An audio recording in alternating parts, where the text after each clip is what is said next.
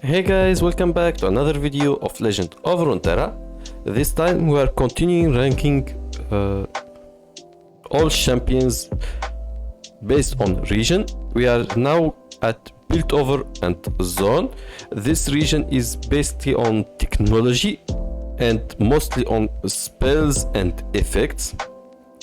So we are going to start with the least expensive unit beside TouTTo, who is a Yordle, so that's another video. So we have Seraphine, a 2 mana cost unit. When summoned, it will create a random 2 mana cost spell in hand. To level up, she needs to play 9 plus new spells. When that happened, when you play a new spell that costs 2 or less, it gets copied with the same target. So it's a basic ability, and honestly I think it doesn't really matter. The only way I can think it can be useful is if you put her on a Teemo deck to maximize his shrooms, but even then it's not that great. It's not impossible to win with, but not that great. Next we have Caitlyn. Caitlyn is a 3 mana cost unit with quick attack, which means when attacking, she strikes before her blocker. Every time she strikes, she plants 2 flash bomb traps in the top 8 cards of the enemy decks. When the enemy pick a card that has the flash bomb attached to it, it will deal 1 damage for each flash bomb trap that is activated. Once 5 or more traps are activated for this game, she will evolve. Now she will plant 4 traps instead of 2, and she will deal damage to the enemy nexus equal to the number of your trap activated this round. So for me, Caitlyn depends on her deck. She can be very powerful. If you have enough traps activated, you can even one-shot the enemy nexus if the stars align. But if you don't have enough traps, it's really hard for her to get all traps aside. And this coming from a Caitlyn main. Next we have Ezreal. Ezreal is a 3 mana cost unit champion with elusive, which means it can only be blocked by an elusive unit. When he strikes the nexus, he will create a fleeting mystical shot in hand. Fleeting means it will disappear at the end of the round, and mystical shot is a 2 mana cost fast spell that deals 2 to anything, either units or nexus. Once you target enemies 8 plus times this game, now when you play a spell, he will deal 1 to the enemy nexus. If it target an enemy, deal 2 to the enemy nexus instead.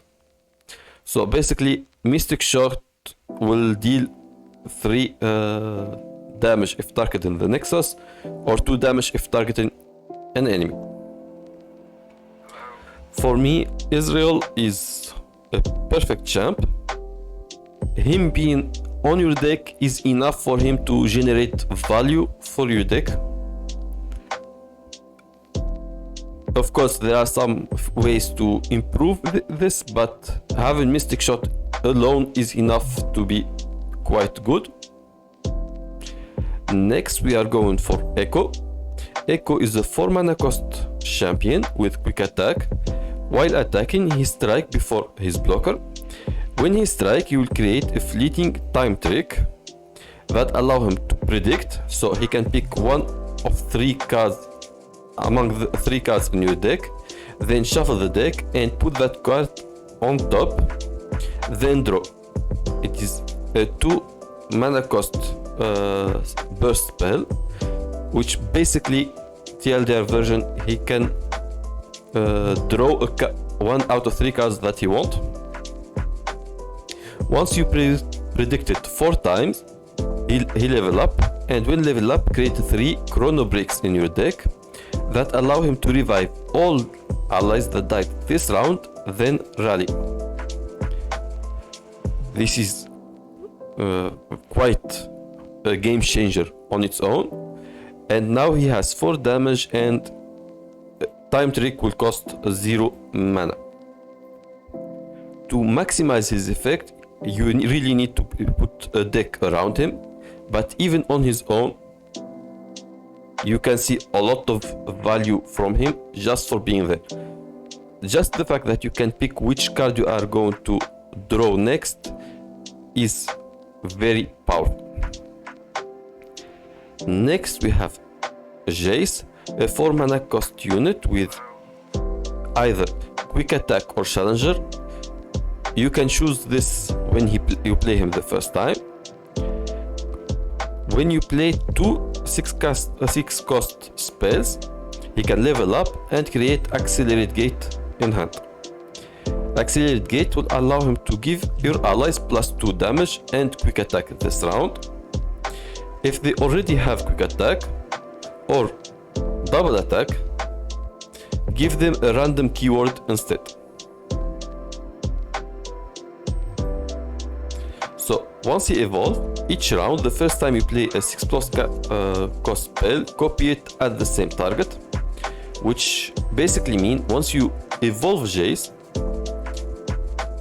and use accelerating gate, he will give all the units quick attack and random keywords.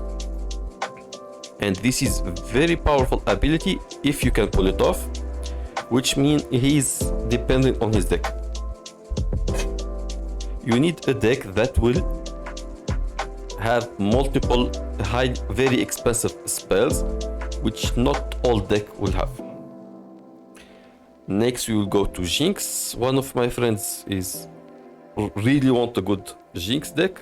Hopefully I will have it within the next few days after the series end. So Jinx is a 4 mana cost unit with quick attack, which means when attacking, she strikes before the blocker. Once you empty your hand, Jinx will evolve and she will create a super mega death rocket that can deal 3 to the enemy nexus and 1 to all enemies. Once she evolves, each round, the first time I level up or you empty your hand, she will create a super mega death rocket in hand. So one thing to keep in mind is that before you level her up, you need to have a 1 mana, at least 1 spell mana to use your ability, or it is a great waste. And as far as I'm concerned, she's okay. You can win with her. Her ability can be very powerful against the right deck, but even with the right deck, with your own right deck, she's not that great. So I will put her as okay. She is fun, and crazy is always fun. So we have Victor, a 4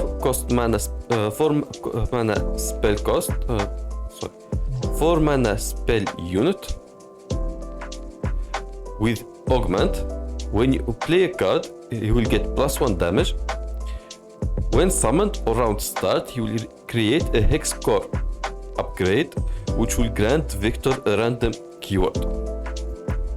Once you played 7 created cards, Victor will evolve, and now your created card will cost 1 less, and he can still create hex core upgrade, which make Victor one of the most busted late game units and the easiest one to set up. You only need Victor to have infinite value from him. Actually, if there is one above perfect, it will be for Victor. Next we have Heimerdinger. Heimerdinger is the 5 mana cost champion. When you play a spell, he will create a fleeting turret in hand with equal cost and change the cost to 0. Fleeting means when the game ends, the card will be discarded, and Based on how much mana you spend on that spell, you will get one of these stacks, and the more mana it costs, the more powerful it is, and some with keywords, some with effect, stuff like that. Once you played 12 power of tech ally, 12 plus power of tech allies, Heimerdinger will evolve, and now your turret will get +1 attack and defense, and it still costs 0, so they get a little bit more powerful. This buff here is not really that important because Heimerdinger is all about spamming as many spells as possible to have as many units as possible, which make him dependent on deck. If I am going to order them based on power, for me, Victor more powerful than Echo, Echo more than Ezreal, Caitlyn more than Heimer, Heimer more than Jace. In this order. Now we have the final champion, Vi, a 5 cost mana champion with Challenger, which means she can choose which enemy will block her, and Tough, which means it will take 1 less damage from all sources. When in play or in hand, it will get +1 damage when you play another card with a maximum of 8, so maximum 10 damage from her passive. Once she strike with 10 plus damage in one strike, so one attack that deal 10 damage, she evolve, and now every time she strike a unit while attacking, she can deal 5 to the enemy nexus. So not only is she a 10 power unit that is hard to kill and can choose who she can attack, now she can deal 5 free damage to the enemy nexus. For me, Vi is very near to perfect or depending on deck. For me, she is perfect, since as long as you have her in hand and you play 8 cards, that is 5 damage to the enemy nexus for free, and you can choose who the enemy that you are going to kill, and you take a lot less damage. Of course, some decks are more powerful than others, but she is as good as it gets as far as damage goes. So that's it for this video. Hope you like it. If you do, please share, subscribe, hit the notification button, and put in the comment what other champions or deck you'd like to see next. Ciao!